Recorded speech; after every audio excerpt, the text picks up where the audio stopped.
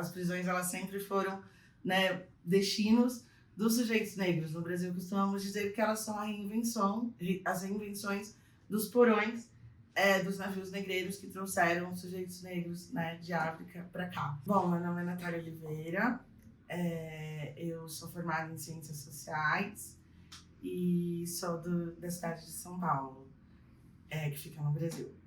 E eu trabalho com ações relacionadas a reformas da política de drogas desde 2011, mais ou menos, no Brasil. Comecei atuando com a pauta de redução de danos e, enfim, depois gênero, depois sobre política de drogas e violência de gênero no sistema de justiça. Participei de alguns movimentos sociais, atos, e também atuei em conselho de participação social. Fui presidente do Conselho Municipal de Álcool e Drogas da cidade de São Paulo. Também integro a rede da Plataforma Brasileira de Política de Drogas, que é uma rede que atua por reformas da política de drogas no Brasil, com outras alternativas, né, à proibição. E nesse período, ao longo desses 9 anos, né, eu fundei e coordeno uma organização junto com o Dudu Ribeiro, que é um historiador baiano, que se chama Iniciativa Negra por uma Nova Política sobre Drogas.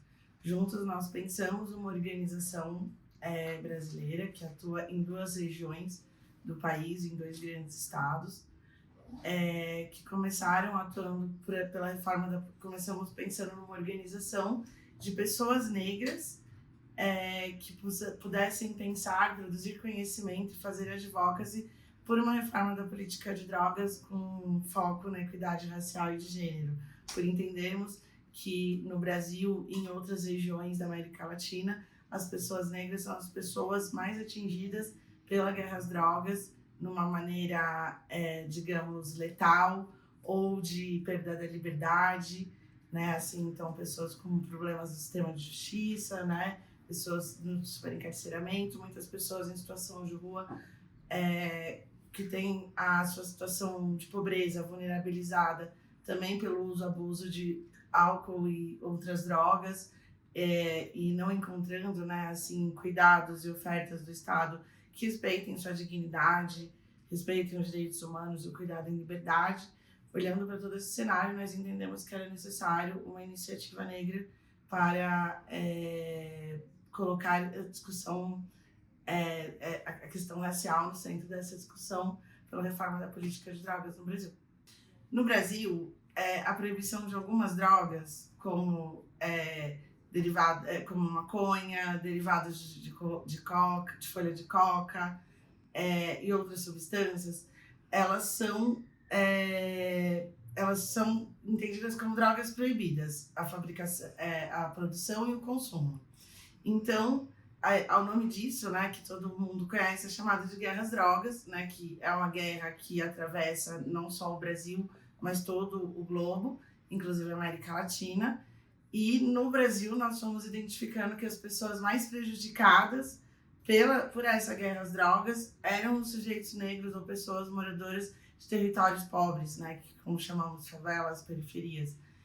Então, no número de homicídios, são as pessoas que mais figuram, né, no número de óbitos e de mortes sem soluções, sobretudo em conflitos com a polícia. Sempre a maior parte são pessoas negras. Também na questão do encarceramento, quando a gente olha, né, desde a mudança da lei de drogas em 2006. Então, a gente olhando para isso, a gente entende que se essa política hoje, que conta com alto investimento do Estado, que em um investimento que afeta a população negra, a gente acha que esse orçamento ele deve ser revertido. Ou seja, os investimentos que existem hoje para uma guerra, a gente gostaria que eles fossem investidos para o desenvolvimento de políticas públicas que ajudassem a melhorar as condições humanas dos povos nos territórios que são hoje vítimas da guerra às drogas. Então, com mais investimento em políticas sociais, de educação, geração de renda, cultura, esporte, né? Outras ações que não sejam só concentrar o orçamento público em guerra nesses territórios, Bom, a regulamentação da maconha é importante por uma série de motivos. A proibição da maconha, ela tem uma raiz que estigmatiza e aumenta ainda mais o preconceito dirigido aos sujeitos negros. Então, no Brasil, por exemplo, a maconha e os sujeitos negros sempre foi uma associação presente no imaginário, né, da branquitude, no imaginário da população como um todo, né, e isso foi acontecendo por uma série, né, de, assim, claro, a Jamba foi trazida, né, assim, pela população que veio violentamente escravizada, mas com o tempo ela acaba sendo incorporada, assim, até um pouco na medicina e na culinária, assim, do Brasil.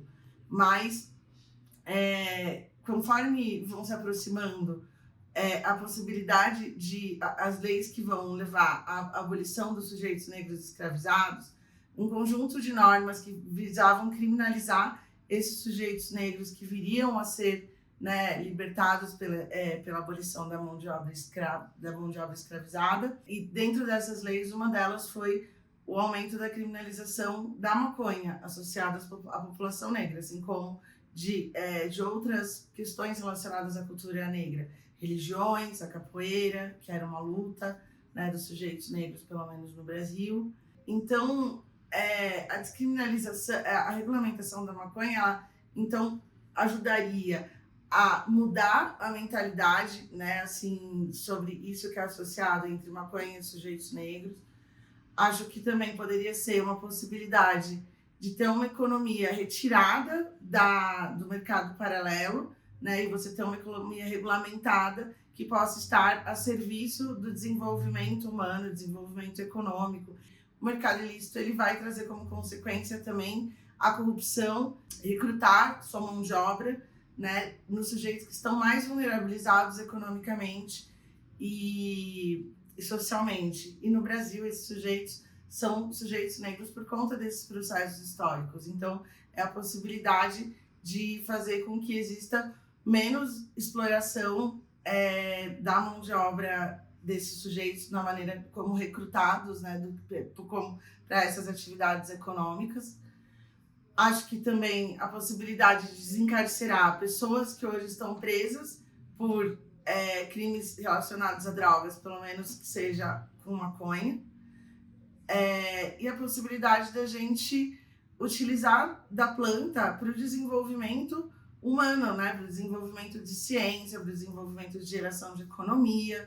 E eu também penso que um caminho de reparação justa seria com que esta economia, ao ser regulamentada, ela criasse uma legislação que privilegie, né, os sujeitos negros tanto nos lugares de produção, né, como prioritários, e incentive, inclusive, desses sujeitos negros de subsídio para entrar no mercado, não só como trabalhadores de uma indústria branca. Acho também que um caminho importante é a gente pensar em como que os impostos gerados por isso vão gerar recursos para políticas públicas que vão se concentrar para desenvolver políticas sociais para esses territórios que foram, né, atingidos pela guerra, mas isso garantido, né, por décadas, para a gente conseguir reverter, né, as disparidades que ficaram, né, entre os territórios que são criminalizados e sofrem uma violência estatal e uma guerra contínua e diária, e aos territórios que não. Então, isso criou uma disparidade, e essa disparidade ela precisa ser corrigida rapidamente. Por isso é necessário um grande investimento por décadas para reverter esse super investimento que teve em violência. Penso que a regulamentação ela pode abrir todas essas possibilidades, né, sobretudo para possibilidades, inclusive pacíficas, né, que ajudam toda a sociedade, podem vir a ajudar a diminuir a corrupção e, portanto, né, o fortalecimento de instituições e um Estado melhor e mais seguro para todos. E isso, né, também pode contribuir para a gente conseguir gerar recurso mesmo para reverter as desigualdades históricas que separam sujeitos negros e brancos, não só no Brasil, mas em toda a América.